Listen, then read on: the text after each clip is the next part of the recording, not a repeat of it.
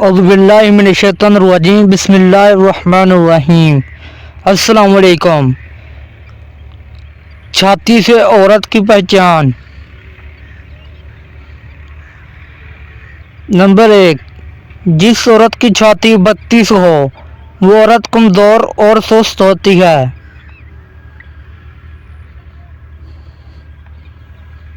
Number 2, जिस औरत की छाती 36 हो वो औरत सेहतमंद होती है।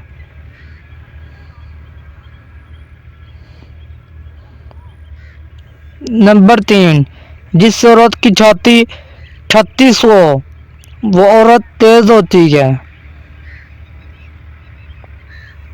नंबर 4, जिस औरत की छाती 40 हो वो औरत मोटी होती है। मज़ीद वीडियो देखने के लिए हमारा यूट्यूब चैनल रोशन ऐप को सब्सक्राइब करें और वीडियो को लाइक और शेयर करें। Thanks for watching. अगली वीडियो तक के लिए अल्लाह हाफिज़।